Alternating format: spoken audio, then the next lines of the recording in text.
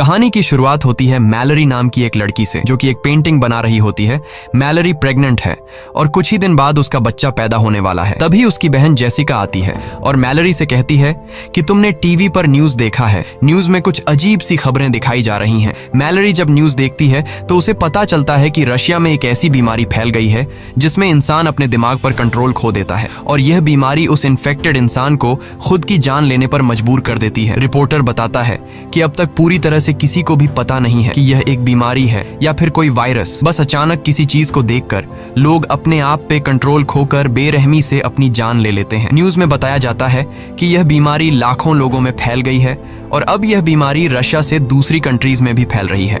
लेकिन मैलरी इस न्यूज को इग्नोर करके जेसिका के साथ अपनी प्रेगनेंसी चेकअप के लिए हॉस्पिटल चली जाती है। वहां डॉक्टर उसे खुशखबरी देती है कि बच्चा बिल्कुल ठीक है और जल्द ही वो मां बनने वाली है। यह सुनकर मैलरी खुश हो जाती है और वापस घर लौटने लगती है। लेकिन हॉस्पिटल से निकलते वक्त मैलरी की नजर एक लड़की पर पड़ती है जो अपने सिर को जोर जोर से सामने के शीशे से मार रही होती है। यह देखकर मैलरी घबरा जाती है और जल्दी जाकर जेसिका के साथ कार में बैठ जाती है। मैलरी जेसिका से कहती है कि जल्दी चलो, मुझे लगता है कि रशिया का वो खतरनाक वायरस यहाँ भी पहुंच चुका है। बाहर सड़कों पर लोगों में हलचल मच चुकी थी और लोग खुद को मारने लगे थे। जेसिका जल्दी से गाड़ी स्टार्ट करके तेजी से घर की तरफ गाड़ी को भगाती है, लेकिन अब हालात और बिगड़ते जा रहे थे। सड़क पर बहुत सारे एक्सीडेंट होने लगते हैं। यह देखकर मैलरी बहुत ज्यादा डर जाती है और तभी ड्राइव करते हुए जेसिका कुछ ऐसा देख लेती है जिससे उसकी आंखों का कलर चेंज हो जाता है। अब जेसिका अपने आप पर कंट्रोल खोकर कार की स्पीड बढ़ा देती है और सामने से आने वाली गाड़ियों से खुद का एक्सीडेंट करवाने लगती है। मैलरी उसे ऐसा करने से रोकती है पर जेसिका नहीं रुकती, जैसे किसी ने उसके दिमाग पर काबू कर लिया हो। और तभी कार एक दूसरी गाड़ी से टकराकर इनका एक्सीडेंट हो जाता है। लकीली इस एक्सीडेंट में दोनों बच जाती हैं और दोनों गाड़ी से बाहर निकल आती हैं। लेकिन इससे पहले कि मैलरी कुछ समझ पाती, तभी वो देखती है कि उसकी बहन जेसिका एक ट्रक के सामने आकर अपनी जान दे देती है। मैलरी अपनी आंखों के सामने जेसिका की इतनी भयानक मौत देखकर बहुत ज्यादा डर जाती है। लेकिन हालात कुछ ऐसे थे कि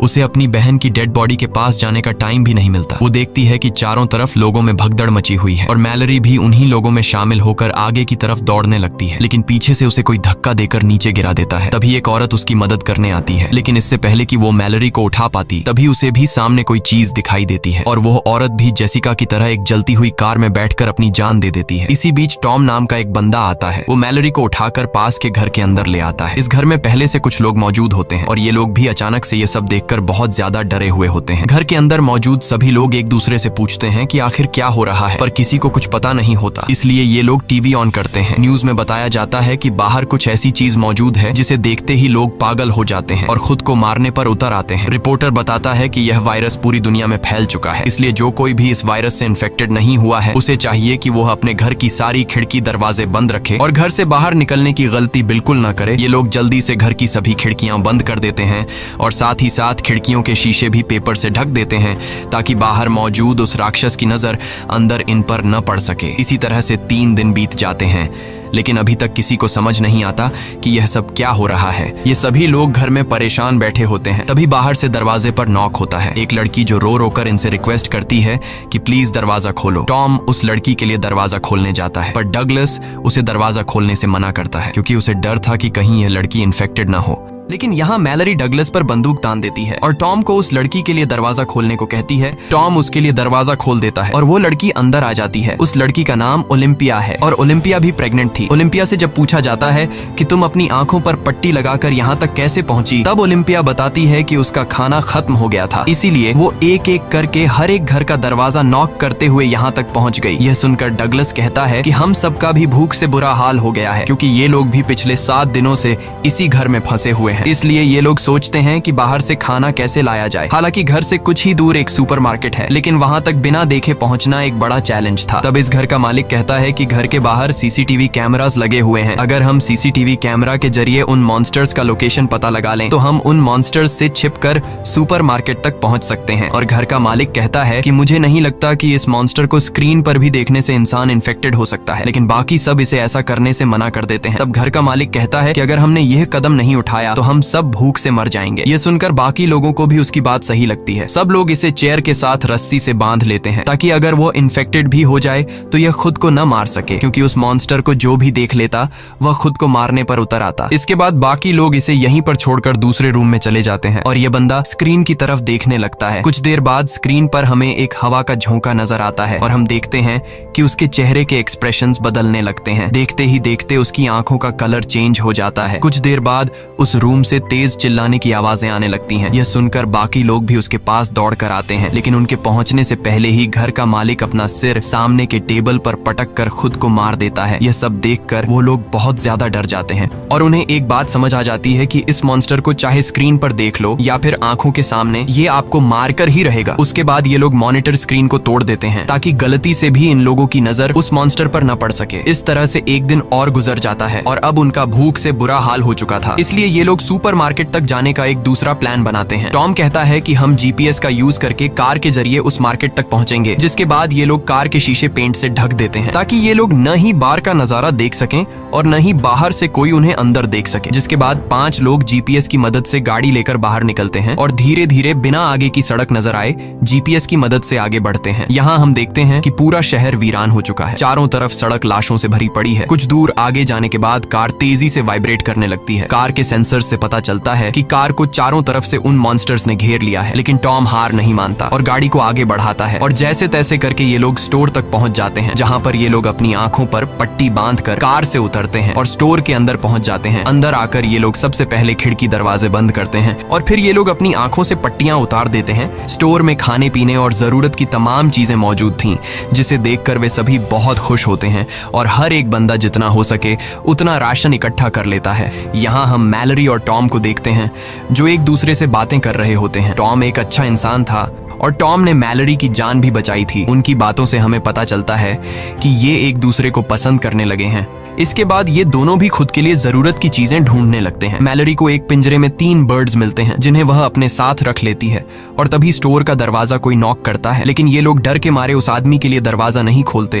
तब वह आदमी रो रो कर रिक्वेस्ट करता है कि प्लीज दरवाजा खोल दो। अब इन लोगों को उस आदमी पर तरस भी आता है और उन्हें डर भी था कि कहीं यह आदमी इन्फेक्टेड ना हो, इसलिए ये लोग पहले से उस आदमी के लिए दरवाजे पर तैयार खड़े हो जाते हैं ताकि उन्हें अगर उस आदमी पर जरा सा भी शक हो कि यह इन्फेक्टेड है तो उसे मार देंगे। ये लोग जैसे ही उसके लिए दरवाजा खोलते हैं, वह आदमी जबरदस्ती घुसने लगता है और कहता है कि ये मॉन्स्टर्स बहुत ही खूबसूरत हैं, तुम सभी को इसे देखना चाहिए। यह सुनकर ये लोग समझ जाते हैं कि यह आदमी भी इन्फेक्टेड है। अब उनके पास उस आदमी को बाहर निकालने का कोई रास्ता नहीं था, इसलिए चार्ली सबको बचाने के लिए उस आदमी को जोर से धक्का देकर बाहर धकेल देता है और खुद भी उसके साथ बाहर चला जाता है। बाहर वह बंदा चार्ली को बुरी तरह से मार देता है और चार्ली ने अपने साथियों की जान बचाने के लिए अपनी जान दे दी। यहाँ मैलरी नोट करती है कि जब वो मॉन्स्टर्स करीब हों तो बर्ड्स शोर करने लगते हैं और अब ये बर्ड्स उनके लिए एक बड़ा सहारा बनेंगे। उसके बाद बाकी बचे 4 लोग राशन लेकर वापस लौट आते हैं और उन सबको चार्ली की मौत का बहुत दुख था। अब रात हो जाती है और हम देखते हैं कि सभी लोग अपने अपने रूम में चले गए हैं और तभी बाहर दरवाजे पर कोई नॉक करता है। ओलिम्पिया को जब पता चलता है कि बाहर दरवाजे पर कोई है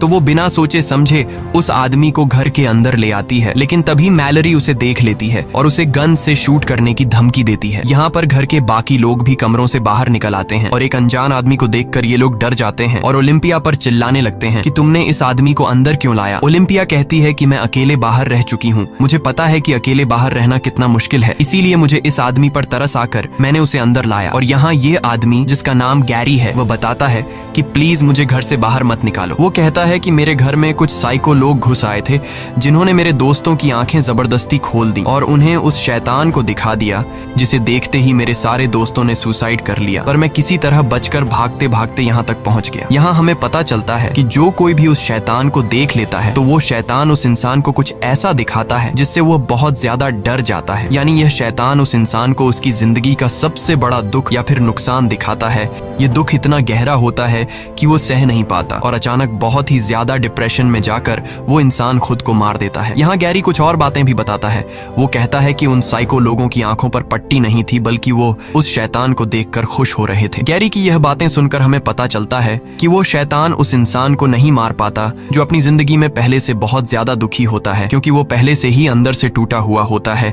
इसलिए वो इंसान जो पहले से अपनी जिंदगी डिप्रेशन में गुजार रहा हो, उस पर शैतान की इस चाल इस्तेमाल का ज्यादा असर नहीं होता, बल्कि शैतान उसे अपना गुलाम बना लेता है ताकि इंसान के रूप में रहते हुए ये लोग और इंसानों का शिकार कर सकें। अब क्या गैरी भी उस शैतान का एक पपेट है या फिर इन्हीं की तरह एक आम इंसान, ये तो हमें आगे पता चलेगा। यहाँ सब लोग गैरी को घर में रहने की इजाजत दे देते हैं, लेकिन डगलस को गैरी पर बिल्कुल भरोसा नहीं होता और वो गुस्से में गन लेकर उसे बाहर निकलने की धमकी देता है। पर तभी पीछे से शर्ला आकर डगलस को सर पर किसी चीज से मारकर बेहोश कर देती है और सब मिलकर डगलस को दूसरे कमरे में बंद कर देते हैं और गैरी सबका शुक्रिया अदा करता है। उसके बाद अगले दिन अचानक मैलरी और ओलिम्पिया दोनों को एक साथ लेबर पेन्स शुरू हो जाते हैं। टॉम और शर्ला उनकी मदद करते हुए दोनों को ऊपर के कमरे में ले जाते हैं, लेकिन गैरी नीचे ही रहता है और उसकी हरकतें भी कुछ अजीब सी होने लगती हैं। वो शैतान की ढेर सारी तस्वीरें निकालकर टेबल पर रख देता है और उसकी आंखें देखकर हमें पता चलता है कि गैरी भी शैतान के कंट्रोल में है। इसी बीच मैलरी और ओलिम्पिया अपने बच्चों को जन्म देती हैं। ओलिम्पिया को एक बेटी होती है और मैलरी को एक बेटा। लेकिन नीचे पिंजरे में बंद पंछी शोर करने लगते हैं, जिसे गैरी तंग होकर पिंजरे को उठाकर फ्रिज में बंद कर देता है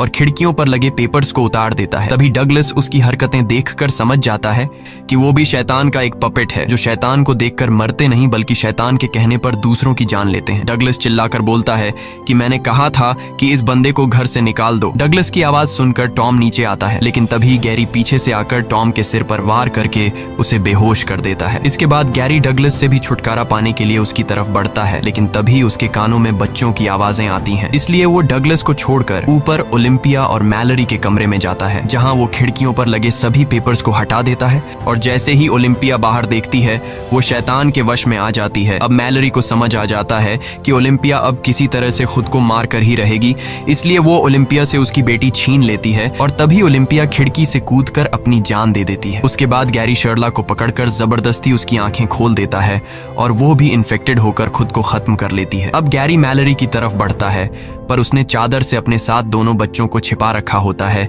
इसलिए अभी तक वो ठीक रहती है। पर गैरी उसे चादर छीनकर बाहर देखने के लिए उकसाने लगता है, लेकिन तभी वहां डगलस बंदूक लेकर पहुंचता है और अपनी आंखें बंद करके गैरी को शूट करने की कोशिश करता है। पर गैरी को पता होता है कि डगलस को नजर नहीं आ रहा, इसलिए वो मौके का फायदा उठाते हुए दौड़कर डगलस को अपने साथ ऊपर के फ्लोर से नीचे ग्राउंड फ्लोर पर गिरा देता है। गैरी डगलस को सीजर से मार देता है, ये कहते हुए कि तुम उस शैतान की खूबसूरती को नहीं देख पाओगे। इसी बीच टॉम को होश आता है और किसी तरह शॉट गन उठाकर गैरी को मारकर खत्म कर देता है। उसके बाद टॉम ऊपर जाकर मैलरी और बच्चों को शांत करता है। अब सिर्फ टॉम, मैलरी और 2 बच्चे जिंदा बचे थे। इसके बाद 5 साल के बाद का सीन दिखाया जाता है, जहां मैलरी और टॉम अब रिलेशनशिप में हैं और बच्चे भी बड़े हो चुके हैं, लेकिन खतरा अभी तक टला नहीं। बाहर अभी भी शैतान के कंट्रोल में लोग घूम रहे थे और वो नॉर्मल इंसानों को पकड़कर मार डालते थे। ये लोग पिछले 5 सालों से इसी तरह से चुपचाप जिंदगी गुजार रहे हैं। मैलरी ने बच्चों को इस मुश्किल स्थिति में सरवाइव करने के सभी तरीके सिखा दिए थे। यहाँ आप लोगों को भी पता चल चुका होगा कि जो लड़का है वो मैलरी का अपना बेटा है, लेकिन ये लड़की मैलरी की बेटी नहीं, बल्कि ये लड़की ओलिम्पिया की बेटी है, जो मरने से पहले ओलिम्पिया ने मैलरी के हवाले कर दी थी। एक दिन रेडियो से आवाज आती है जिसमें रिक नाम का एक आदमी बताता है कि हम जहाँ पर हैं ये जगह पूरी तरह से सेफ है। यहाँ पर हमारी एक कॉलोनी है, इस कॉलोनी में खाने पीने और जरूरत की तमाम फैसिलिटीज मौजूद हैं। वो आदमी बताता है कि अगर तुम लोग यहाँ आना चाहते हो तो नदी के बहाव के साथ आओ। जब नदी का बहाव सबसे तेज होगा तो वहीं पास के जंगल के बीच हमारी कॉलोनी मिल जाएगी। वहाँ बहुत सारे बर्ड्स हैं जिनकी आवाज सुनकर तुम हमें ढूंढ सकते हो, और हाँ, नदी के बहाव के साथ यहाँ आने में तुम्हें 2 दिन लगेंगे। टॉम उस आदमी पर भरोसा करके वहाँ जाना चाहता था, पर मैलरी वहाँ जाने से मना करती है। वो कहती है शायद ऐसा भी हो सकता है कि वो इंसान इन्फेक्टेड हो जो हमें यहाँ से निकाल कर मार देना चाहता हो। रात को टॉम मैलरी को समझाता है कि अगर हमें जिंदा रहना है तो वहाँ जाना ही पड़ेगा। आखिर कब तक हम लोग यहाँ इस तरह से ब्लाइंड जिंदगी गुजारेंगे। अगले दिन जब ये लोग सामान लेने बाहर जाते हैं तभी कुछ साइको लोग उन पर हमला करने पहुंच जाते हैं। टॉम मैलरी और बच्चों को समझाता है कि यही वक्त है यहाँ से निकलने का। मैं उन लोगों को बातों में उलझाता हूँ, तुम लोग चुपके से पीछे के रास्ते से यहाँ से निकल जाना और नदी से होते हुए रेडियो पर बताई गई जगह पर पहुंच जाना। लेकिन मैलरी टॉम को इस तरह से अकेले नहीं छोड़ना चाहती थी। तब टॉम कहता है कि हमें जिंदा रहने के लिए किसी एक को तो अपनी जान देनी पड़ेगी। इसके बाद टॉम मैलरी और बच्चों को पीछे के रास्ते से निकाल देता है और खुद अपनी आंखों पर पट्टी बांधकर शॉटगन लेकर उन साइको लोगों के सामने आता है। वे लोग टॉम को पट्टी हटाने के लिए कहते हैं, लेकिन टॉम उन्हें बातों में उलझाने की कोशिश करता है ताकि मैलरी बच्चों को लेकर यहाँ से निकल सके, पर तभी वे लोग मैलरी को जाते हुए देख लेते हैं। अब इससे पहले कि वे लोग मैलरी को पकड़ने के लिए उसके पीछे जाते, तभी टॉम गोलियां चलाकर 2 लोगों को मार देता है। इस दौरान वो खुद भी घायल हो जाता है और अब बिना देखे बाकियों को खत्म करना उसके लिए मुश्किल हो रहा था, इसलिए वो अपनी आंखों से पट्टी हटा देता है और वहां पर मौजूद 2 और लोगों को भी मार देता है। अब सिर्फ एक ही साइको इंसान बचता है और जब टॉम उस आखिरी बचे हुए साइको इंसान को मारने जाता है, तभी वो शैतान भी वहां पर पहुंच जाता है और वो शैतान टॉम को अपने वश में करने लगता है। लेकिन पूरी तरह से वश में आने से पहले टॉम उस आखिरी बचे आदमी को भी मार देता है और फिर उसी गन से खुद भी अपनी जान ले लेता है। वहीं मैलरी गोली की आवाज सुनकर समझ जाती है कि टॉम अब मर चुका है। वो बहुत ज्यादा रोती है क्योंकि इस मुश्किल वक्त में टॉम ही उसका सहारा था। जिसके बाद वो रेडियो पर बताए हुए ठिकाने पर जाने की तैयारी करने लगती है। वो बच्चों को समझाती है कि यह सफर बहुत मुश्किल होगा, लेकिन हमें जिंदा रहने के लिए वहां पर जाना ही होगा। और एक बात ध्यान से सुनो, चाहे जो भी हो जाए, तुम दोनों को अपनी आंखों से पट्टी नहीं उतारनी है, वरना तुम दोनों मारे जाओगे। इसके बाद मैलरी खुद के और अपने बच्चों की आंखों पर पट्टी बांधकर नदी की तरफ निकल पड़ती है और रस्सी का सहारा लेते हुए नदी तक पहुंच जाती है, जहां ये लोग एक बोट में बैठकर नदी के बहाव के साथ आगे बढ़ने लगते हैं। मैलरी अपने साथ पिंजरे में बंद उन बर्ड्स को भी रखती है। कुछ घंटों के सफर के बाद मैलरी रेडियो के जरिए उस कॉलोनी में रहने वाले लोगों से कांटेक्ट करती है जहां वो जा रही है। लेकिन तभी पिंजरे में बंद परिंदे शोर करने लगते हैं और उसी वक्त एक डरावनी आवाज मैलरी को बार बार पुकारने लगती है, पर वो सब कुछ इग्नोर करके आगे बढ़ना जारी रखती है। कुछ ही दूर जाने के बाद वो आवाज उसके और करीब होने लगती है। अब हम देखते हैं कि एक आदमी मैलरी के काफी करीब आकर उससे कहता है कि तुम अपनी आंखों से पट्टी निकाल दो, तुम यहाँ पर सेफ हो और मेरे पास खाना भी है। लेकिन मैलरी बच्चों को चादर से छिपाकर गन से चारों तरफ शूट करने लगती है, जिससे वो आदमी समझ जाता है कि मैलरी अपनी आंखों से पट्टी नहीं हटाएगी। इसलिए वो आदमी बोट के पास आकर मैलरी पर हमला कर देता है और जबरदस्ती मैलरी की आंखों से पट्टी हटाने की कोशिश करता है। और यह आदमी भी गैरी की तरह मैलरी से कहता है कि तुम्हें अपनी आंखों से पट्टी हटाकर उस शैतान को देखना चाहिए, वो बहुत ज्यादा खूबसूरत है। लेकिन मैलरी खुद को बचाने के लिए एक हथियार से उस पर हमला कर देती है और उसे मारकर वहां से बच निकलती है। इस तरह से सफर करते हुए मैलरी और बच्चों को 24 घंटे गुजर चुके थे और ये लोग बहुत ज्यादा थक जाते हैं। तभी अचानक बोट एक ट्रक से टकराती है, जिससे उसका बेटा और खाने पीने का सामान पानी में गिर जाता है। अब मैलरी अपने बेटे को तो पानी में डूबने से बचा लेती है, लेकिन इनके पास जो खाने पीने की चीजें थीं वो नदी में बह जाती हैं। ये देखकर मैलरी बहुत ज्यादा परेशान हो जाती है, क्योंकि अगर उन्हें खाने पीने की चीजें नहीं मिली तो वो भूख से मर जाएंगे। इसलिए मैलरी खाना ढूंढने के लिए बोट को नदी के किनारे लगाती है और बच्चों से कहती है, चाहे कुछ भी हो जाए तुम दोनों बोट पर ही रहना और अपनी आंखों से पट्टी बिल्कुल भी मत निकालना। इसके बाद वो बोट से एक रस्सी बांधकर खाने पीने की चीजें ढूंढते हुए जंगल के बीच एक घर में पहुंचती है और वहां उसे कुछ खाने पीने की चीजें मिल भी जाती हैं। लेकिन सामान लेकर जब वो वापस लौटने वाली होती है, तभी वो शैतान उसके पीछे पड़ जाते हैं और मैलरी को इंसानों की आवाज में बुलाने लगते हैं। मैलरी गोलियां चलाते हुए तेजी से वहां से भागती है। गोलियों की आवाज सुनकर ओलिम्पिया की बेटी खुद को रस्सी से बांधकर बोट से उतरती है और मैलरी को ढूंढने के चक्कर में सीधे उस शैतान के पास चली जाती है। लेकिन तभी मैलरी उसे खींचकर वापस ले आती है और गुस्से में उसे डांटती है कि मैंने तुमसे कहा भी था कि बोट से मत उतरना। इसके बाद